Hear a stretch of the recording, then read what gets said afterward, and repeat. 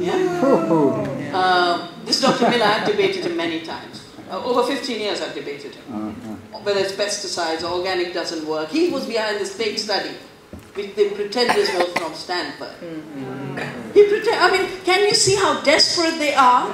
That they can't even get authentic scientists? They've got to get fake scientists who fake their presence in a university.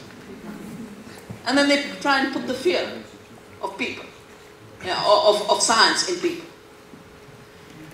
But they've got 3 guys in Europe, and they mobilize them each time. So, you know, the younger generation start to panic. Oh my God, there's these eminent scientists writing against the parliament. I looked at the names. I said, send me the names. I said, they're not eminent scientists. They're the PR spin masters with 6 assistants. Because, you know, if one guy pretends that he has a job in the University of Göttingen, and there are 8 research assistants from University of Göttingen, the poor research assistants have to do what the boss tells them to do. Now, the thing, you don't have too much time. I think it's less than a week, right? Yeah. I think the thing, and this needs a lot of work,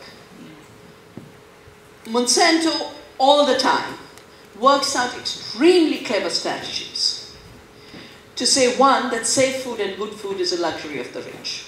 I believe it's a fundamental right of all.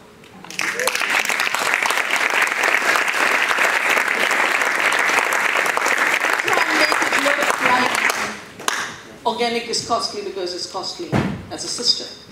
No, it's the toxic stuff that's costly as a system. Those chemical fertilizers wouldn't, you know, if the price reflected, we would not be able to afford to eat food grown with chemical fertilizers and sprayed with pesticides. The price would be too high. But they collect the subsidies. 400 billion is the global subsidies in agriculture. $1 billion a day. $1 million a day on your proposition is a very tiny amount compared to how much they're collecting from our taxes in any case. But that's not all.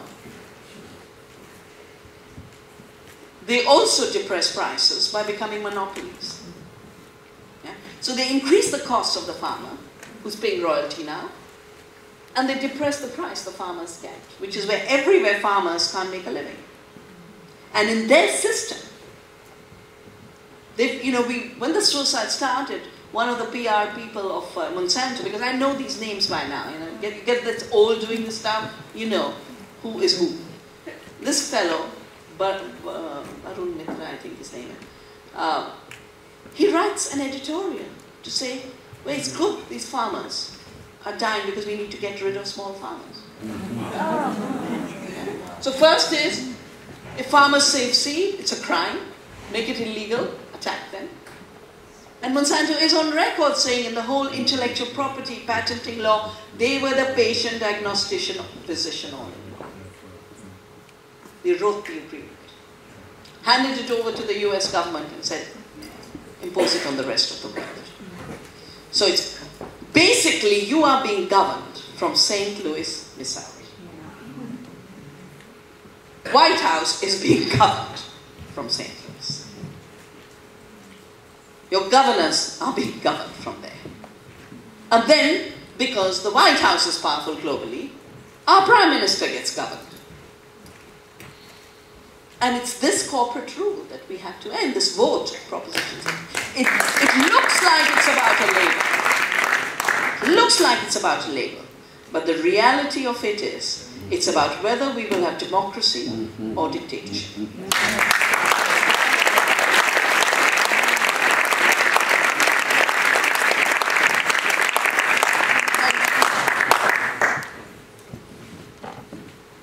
You know, I've just completed this report with colleagues from around the world, and Miguel, I'm going to leave this copy with you because we are building a campaign for seed freedom. Food begins with seed. So if your seed is GMO, your food is GMO. And what their intention is this, is destroy all seed where you can't collect royalty. So there are all kinds of new laws being created to criminalize open pollinated seed. Hasn't happened so much here in this country, but in Europe it's very aggressive. They tried it in India 2004. I did a nationwide civil disobedience. We have a very nice word for it. We call it satyagraha. Gandhi did it when the British tried to impose salt laws. He went to the sea in 1930, picked up the salt from the sea, said nature gives it for free, we need it for our survival, we will continue to make our salt, we will not obey your laws. Gandhi ji. So following his footsteps, we said, we've received these seeds from nature and our ancestors, it's our duty to protect them for the future, we will not accept a law that criminalizes our duty to save seeds and share seeds. And I took 100,000 signatures to our Prime Minister. That law has not been passed in India, and I don't think it ever will. You know, IMF and World Bank, which impose structural adjustment on countries, about 20 years ago I read this thing, that when you impose structural adjustment, it has to come like a guillotine. Because if you give people time to think, they will reject it. They will organize, they'll say no. Now, GMOs deserve a no. Monsanto deserves a no. But even if, in this last week, their money expenditure, but more than their money expenditure, they're creating this illusion that labeling will increase the price of food. 1 in 8 Americans is anyway not eating. If they think, oh my God, I won't have food, they always play the poor. And this is interesting, that the way they do a divide and rule in society, they make the poor feel they are their benefactors. So in this last week, and Miguel, you are very well placed in this, you have to reach out to the communities that are excluded, to say, in fact, voting for Proposition 37 is voting for justice in our food system. It's voting for making sure everyone gets good food, and that we reshape our food system to defend our farmers, defend our right to food, and voting no, which I've heard some of them are doing, including civil liberties groups, are voting no because Monsanto's got to them, the ads have got to them.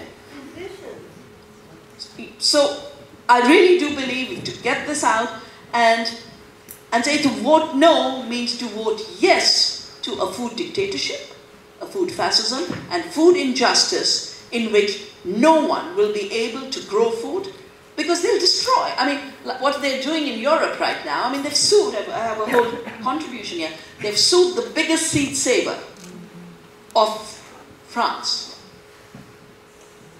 for having their own seeds. And that's what they like. That's the situation like they'd like to have. If they get away with no labeling here, they'll undermine the labeling in Europe. If they get away with criminalizing seed saving in Europe, they'll come here to criminalize seed saving. So none of these movements and none of these struggles are isolated struggles. Because Monsanto's won and it's all over. And the only thing I give them thank you for 2 reasons. If it wasn't for them, I wouldn't be saving seeds. And it is the most fulfilling thing that I've done in my life. And if it wasn't for them, we wouldn't be talking to each other. Yeah, right. Thank you, Monsanto.